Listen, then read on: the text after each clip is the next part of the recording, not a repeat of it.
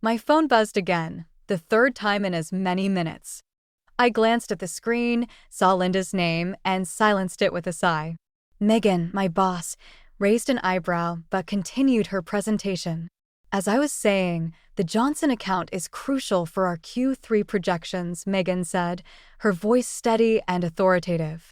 I nodded, trying to focus, but my mind kept drifting to those missed calls. Linda never called during work hours unless it was an emergency. What if something had happened to Evan? The phone lit up again, this time with a text, emergency. Call now. I'm so sorry, I whispered to Megan. I need to step out for a moment. It might be urgent. Megan's lips tightened, but she nodded. I slipped out of the conference room, my heels clicking on the polished floor as I hurried to a quiet corner. Linda? What's wrong? Is Evan okay? I asked, my heart racing.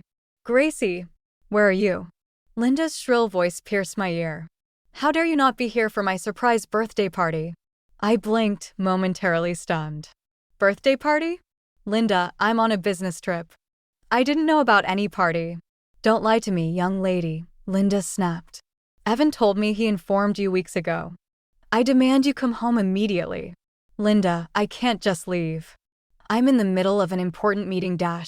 More important than family, she interrupted. I knew you were selfish, but this takes the cake. If you're not home by dinner, I'll make sure Evan files for divorce first thing tomorrow. The line went dead. I stood there, phone in hand, feeling like I'd been slapped. Divorce? Over a birthday party I hadn't even known about? As I walked back to the conference room, my mind raced. Had Evan really told me about the party? I couldn't remember, but then again, I'd been so busy lately. But divorce? That seemed extreme, even for Linda. I paused at the door, took a deep breath, and plastered on a smile. I had a meeting to finish. Whatever was happening at home would have to wait. But as I settled back into my seat, I couldn't shake the feeling that my life was about to change dramatically. And not for the better. I fumbled with my keys, exhausted from the flight and dreading what awaited me inside. The porch light flickered, casting eerie shadows across our once welcoming front door. With a deep breath, I stepped inside. Evan. I called out, my voice echoing in the unnaturally quiet house. No answer. Just the soft thud of my suitcase as I set it down. I rounded the corner into our living room and froze. Boxes. Everywhere. My books, my clothes, even my favorite mug, all packed away as if I was nothing more than an unwanted houseguest. Gracie. Evan's voice startled me. He stood in the doorway, eyes red-rimmed and shoulders slumped. I'm so sorry. What's going on? I demanded, gesturing at the boxes. Why is all my stuff packed? Evan ran a hand through his hair, avoiding my gaze. Mom, she's insisting on the divorce. Says you've disrespected her for the last time. Divorce? The word felt like a slap. Over a birthday party I didn't even know about? I told you about it, Evan mumbled, but there was no conviction in his voice. No, you didn't, I said firmly. And even if you had, how does that justify this? I kicked one of the boxes, sending a cascade of photo frames tumbling out. Evan flinched. Mom says dash. I don't care what your mother says. I snapped. What do you say, Evan? Do you want a divorce? He hesitated, and in that moment, I saw our entire marriage laid bare. Every time he'd chosen his mother over me, every argument where he'd stayed silent, letting Linda steamroll over us both. I don't know, he finally whispered. I felt something inside me harden. Well, I do, I said, my voice steady despite the tears threatening to spill. If this is how little our marriage means to you, maybe we should get divorced. Evan's head snapped up, shock written across his face. Gracie, no dash. But I was already grabbing my suitcase, shoving past him towards the door.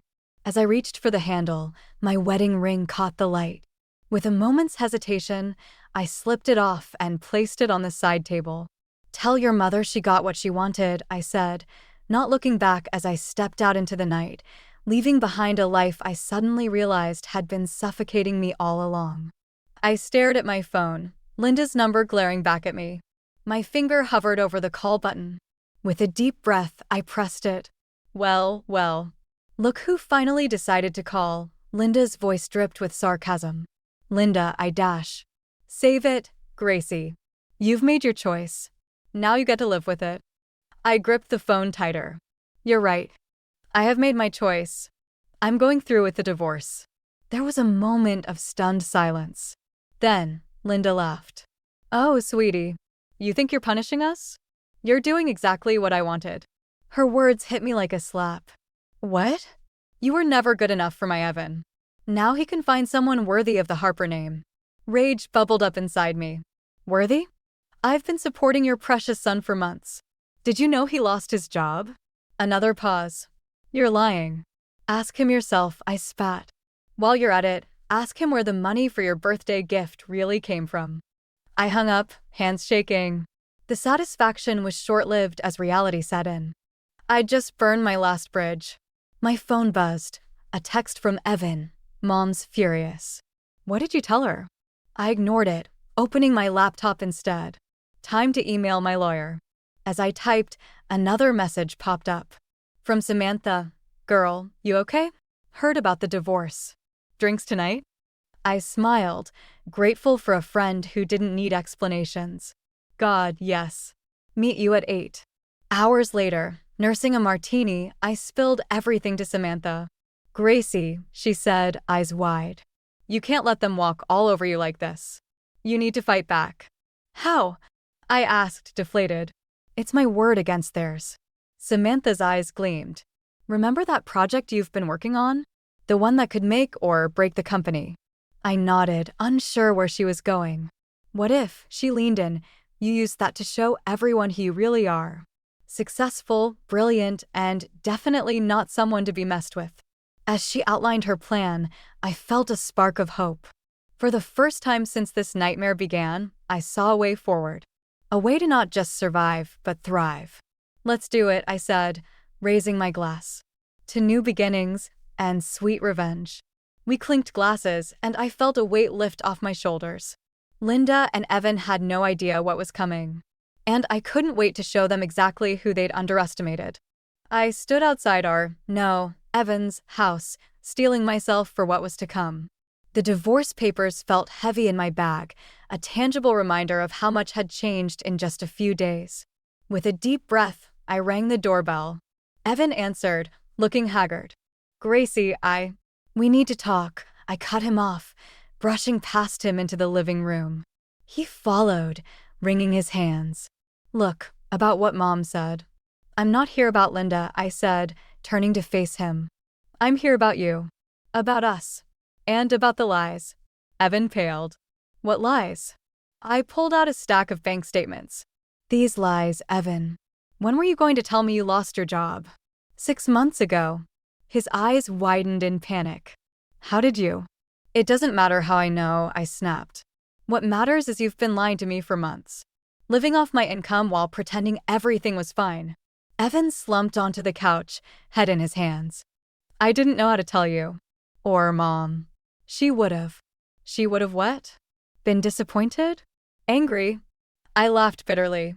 God forbid Linda's perfect son make a mistake. You don't understand, Evan pleaded. The pressure she puts on me. Oh, I understand perfectly, I interrupted. I understand that you chose your mother over your wife.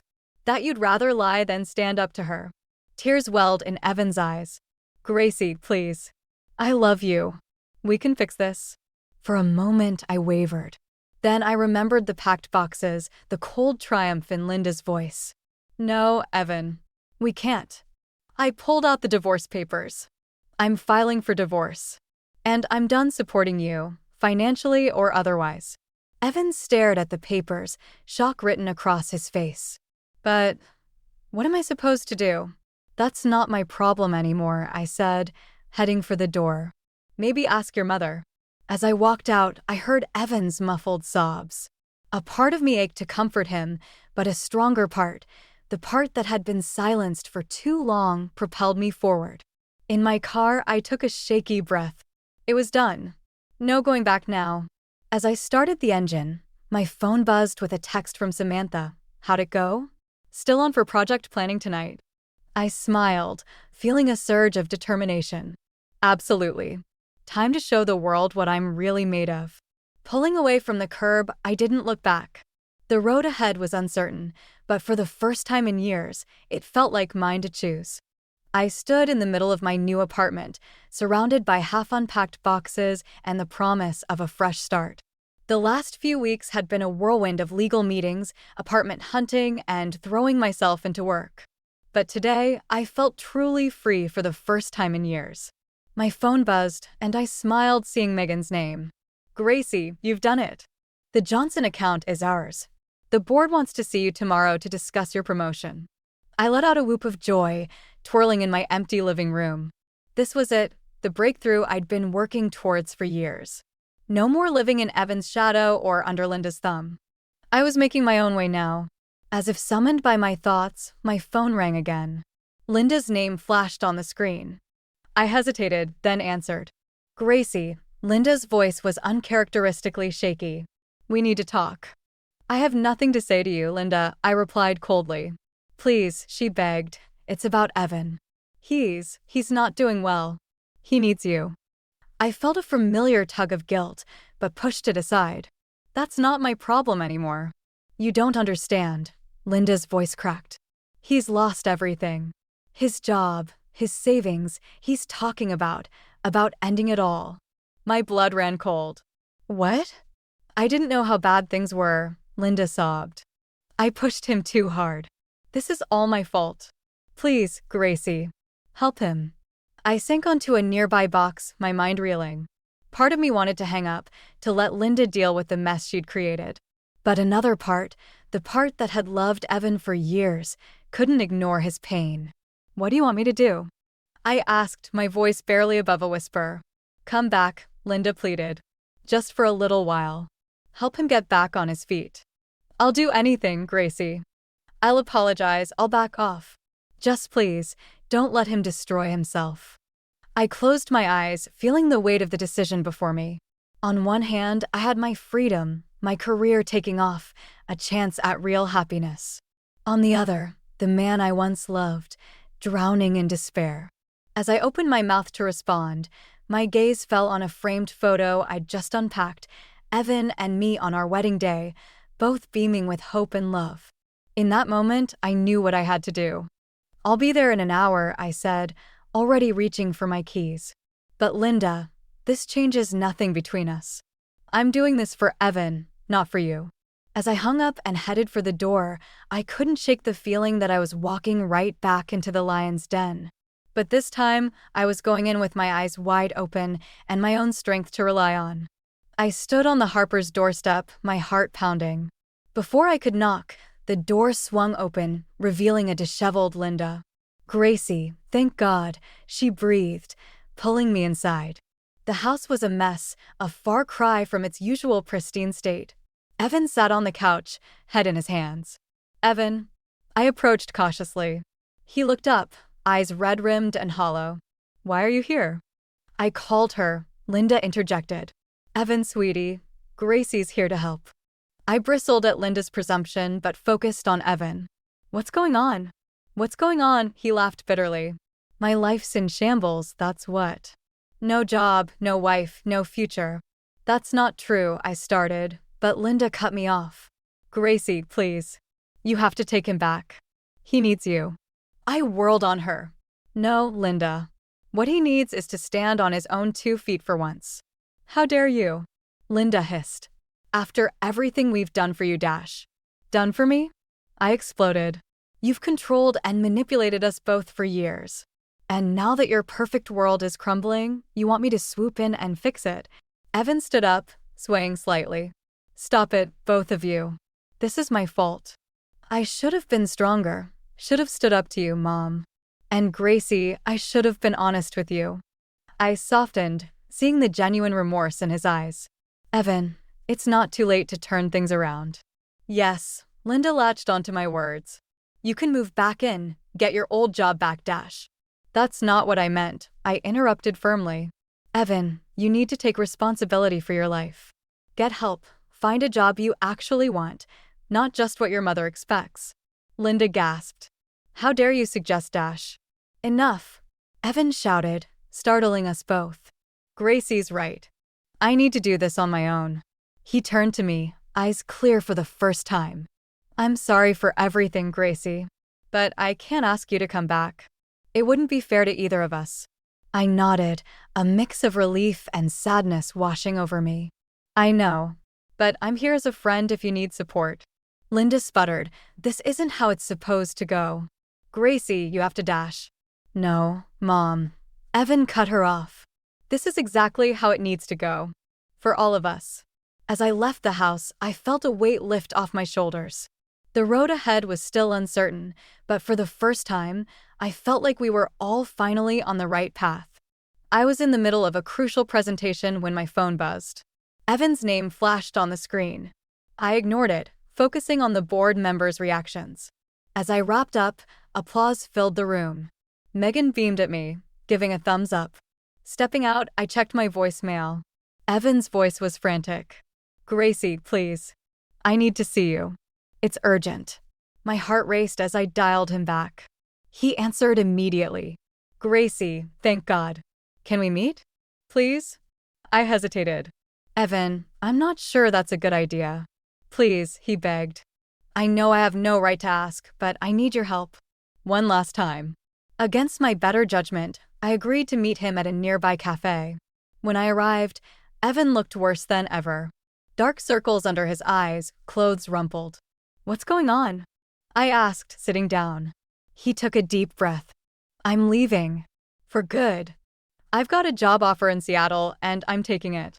I blinked, surprised. That's great, Evan. A fresh start. He nodded, then looked at me with desperate eyes. Come with me. What? I gasped. We can start over, away from Mom, away from all of this, he pleaded. I know I messed up, but I still love you, Gracie. We can make it work. For a moment, I was tempted. The idea of escaping, of giving our marriage another chance. But then I thought of my new apartment, my promotion, the life I was building for myself. I can't, Evan, I said softly. That chapter of our lives is over. His face crumpled. But what am I supposed to do without you? I don't know how to be on my own. That's exactly why you need to do this alone, I said firmly. You need to learn who you are outside of your mother's influence, outside of our marriage. But I'm scared, he whispered. I reached across the table, squeezing his hand. I know, but you're stronger than you think. This is your chance to prove it out to yourself. As I left the cafe, my phone rang again. It was Linda. How dare you encourage Evan to leave, she screeched. After everything we've done for you, this is how you repay us? I took a deep breath, steeling myself for the confrontation I knew was coming. It was time to end this once and for all. Linda, I said calmly, we need to talk. Face to face. No more manipulation, no more games. It's time for all of us to move on.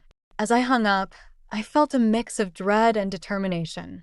The final showdown was coming, and I was ready to face it head-on.